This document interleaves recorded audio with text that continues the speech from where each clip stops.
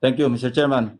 I'd like to direct my questions to COA, and this involves a very basic issue, no, which will guide us in the future. Can we return the slide on the discontinued 73 million? Doon nakapokus po yung aking tanong.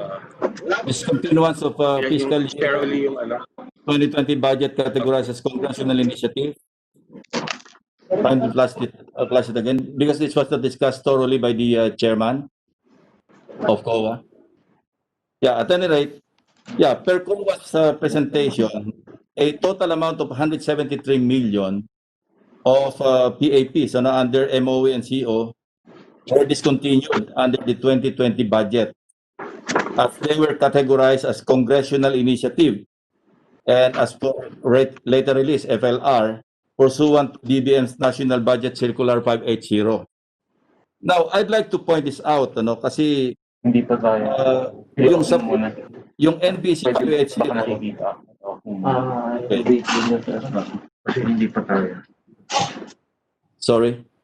Yeah, it's cited section 4B, vector of RA 11469 or the bayanihan tuhil at 1. This directed the discontinuance of appropriated PAPs of any agency of the executive department in the fiscal years 2019 and 2020 GAAs, including unreleased appropriations. Now, my point is, Mr. Chairman, under the Constitution, particularly Section 5, Article 9-A, it provides for the automatic and regular release of the annual appropriations of constitutional commissions. And COA, very clearly, is one of 3 constitutional commissions, COMELEC and CSE being the other 2. Of course, even the judiciary, Now, my question is, does DBM have the authority even under... Sorry, Vice Chair Ping, we'll just ask people to turn off their mics kasi may feedback ng konti. Medyo magulo nga,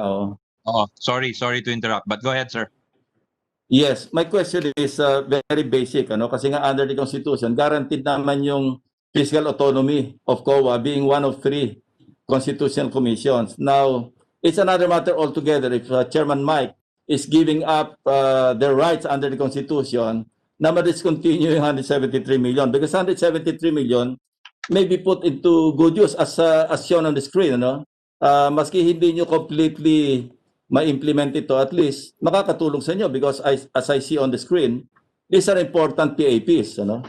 So, meron pa akong isa-cite na jurisprudence. This is Benson versus Drilon, GR number 103524. Ang sinasabi ng Supreme Court, yung as envisioned in the Constitution, the fiscal autonomy enjoyed by the Judiciary, Civil Service Commission, etc., contemplates a guarantee of full flexibility to allocate and utilize their resources with the wisdom and dispatch that their needs require. So, pag sinabi natin fiscal autonomy, walang pakialam ang DBM. In fact, automatic release dapat ito. At hindi pwedeng, my question, Mr. Chairman, and I want to direct this to COA and even Ombudsman kasi pwede rin sila maapektuhan. Hindi ba violation ng fiscal autonomy provision ng Constitution ito?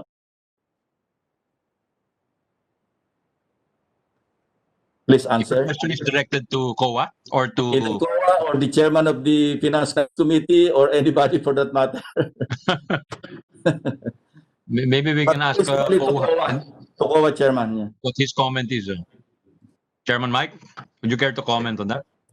Well, definitely we would agree that it's a violation of fiscal autonomy under the Constitution, which does call for automatic release of the appropriations. But with respect, at least for this 173, as the good senator alluded to, more or less parang give up na rin namin considering the difficulties that we understand the government was having with funding in view of the pandemic. Parang binigay na rin namin, hindi na lang namin silang inano on it. So we're okay with that decision kasi we understand naman the difficulties that they've had with finance. But I would agree with you. I think it's a violation of fiscal autonomy. Not only for COA, but for other constitutional bodies, this could also apply. So let us just make it clear as a policy that COA or DBM has no authority whatsoever, no, under the Constitution to issue a discontinuance under any DBM circular for that matter, because the Constitution is very clear, even articulated in a Supreme Court ruling. So yun lang po yung point ko, Mr. Chairman, and I'd like to thank Chairman Aguinaldo for being generous enough, no, charitable to give it up.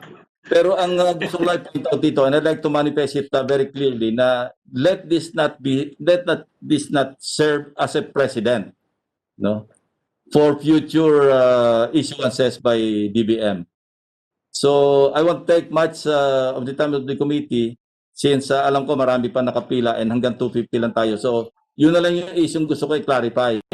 Wag lang natin gawing precedent setting ito, Mr. Chairman. Both chairmen, as a matter of fact, chairman of Committee on Finance and chairman of COA. So thank you very much, Mr. Chairman.